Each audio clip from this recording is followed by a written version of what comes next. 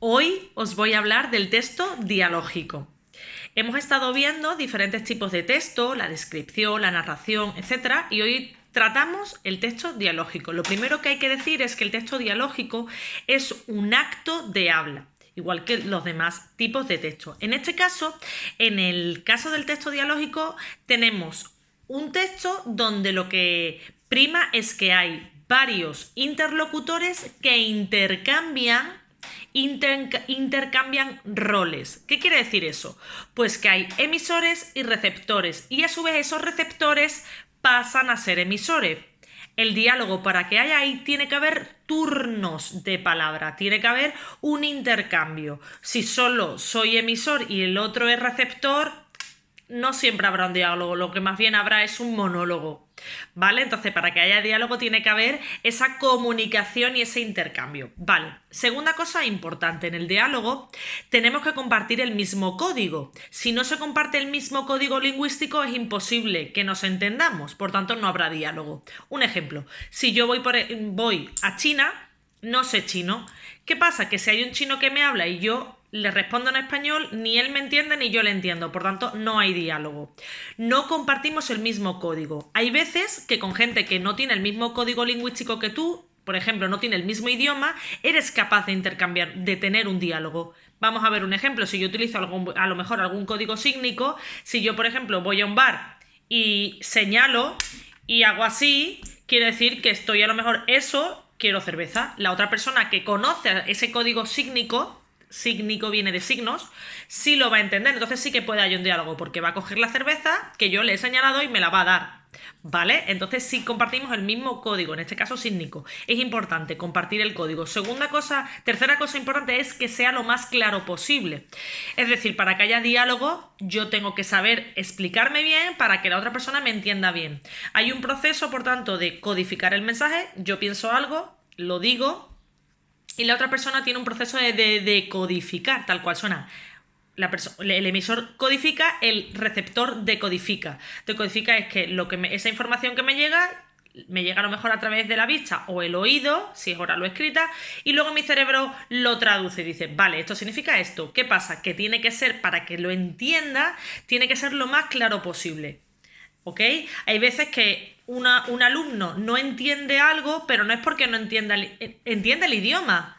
¿Pero por qué no lo entiende? Pues no lo entiende porque le falta las habilidades o no tiene ese conocimiento previo para entenderlo. Es lo que pasa en muchas ocasiones en el contexto educativo. Vamos con otra cosita que hay que saber, y es la diferencia entre diálogo y conversación. Y aquí lo vais a ver súper claro. ¿Qué pasa? En el diálogo hay una intención y en el diálogo también es algo planificado. En la conversación no. La conversación, yo me encuentro a alguien por la calle, no tenía intención de encontrármela, me la encuentro, la conozco y me pongo a hablar con ella. Ahí no hay planificación ni había un objetivo, no tenemos intención de comunicarnos nada. Y el diálogo sí, el diálogo tiene que haber una simetría de roles. En el diálogo yo hablo, la otra persona escucha, la otra persona habla y luego yo escucho. Si yo solo hablo y la otra persona me responde con sí o no, o me asiente o lo que sea, no habrá mucho diálogo, porque no hay una simetría de roles. Y también, si yo a alguien no le estoy dejando hablar, yo solo hablo y otra persona, y no le dejo hablar, tampoco hay diálogo. Lo que hay es a lo mejor es un monólogo, o incluso puede ser una conversación si no se había planificado y no entendemos, vamos al mismo objetivo, tenemos la misma intención comunicativa. ¿Qué pasa? Que esto se ve muy claro, por ejemplo, en algunas parejas, por desgracia, que una de ellas habla mucho y la otra persona escucha y te responde con ¿qué tal, cariño? ¿Cómo ha ido hoy el día? Y te responde, bien. La persona que le ha preguntado con esa efusividad de ¿qué tal? ¿Cómo estás?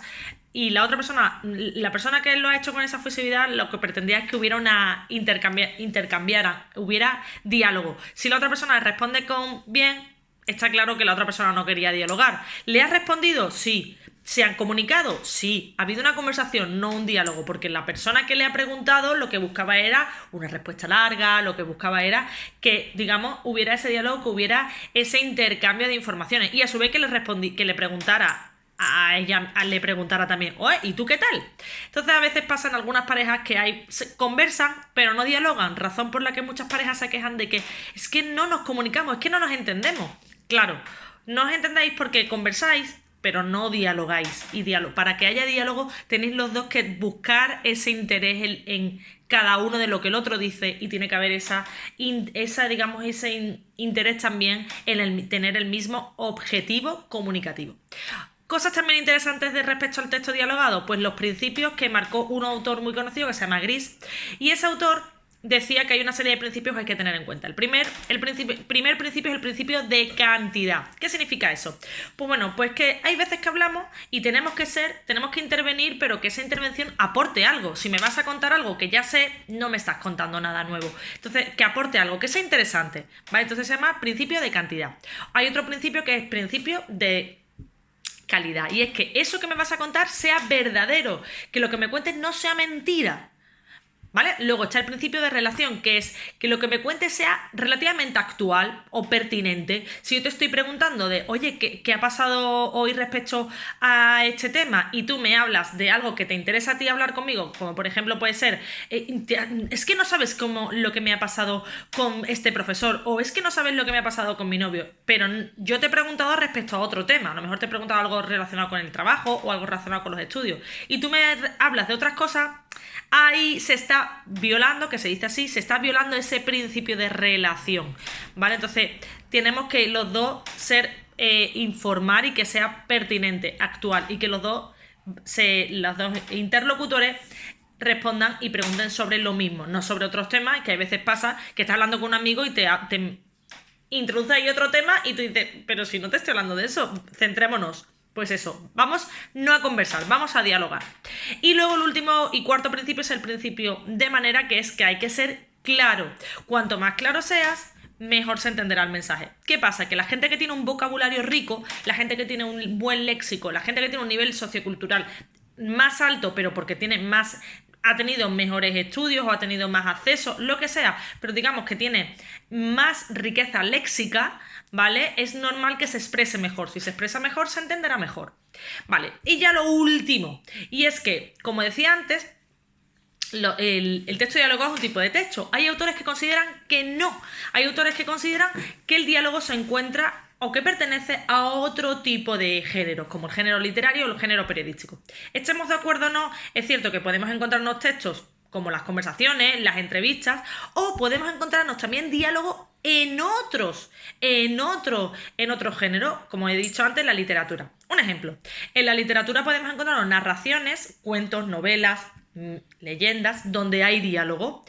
Podemos encontrarlo de diferentes formas. Podemos encontrarlo en estilo directo, que es aquel que es muy fácil de reconocer, porque el estilo directo es aquel que dice: entonces la hermana mayor le preguntó a la hermana pequeña, guión, y pone: ¿qué tal estás? Siguiente guión: muy bien, gracias por preguntar, cierre de guión, respondió la hermana pequeña. Entonces ahí, eso se llama estilo directo, pero hay más. Ahí está el estilo indirecto, está el estilo directo libre, estilo indirecto libre y el soliloquio, que eso es lo que quiero que vosotros busquéis. Y luego también tenemos el diálogo en la lírica. Cuando yo escribo un poema, estoy expresando mi yo. Y eso a quien está destinado, ese es el tú. Ese tú puede ser imaginario, puede ser que yo lo escriba en un diario, un poema, y no lo vaya a leer nadie, lo voy a leer yo. Pues estoy haciendo un diálogo conmigo misma, tanto en el presente como en el futuro. Imaginaros que yo encuentro un diario y donde tenía un poema, lo he escrito a mi yo del futuro.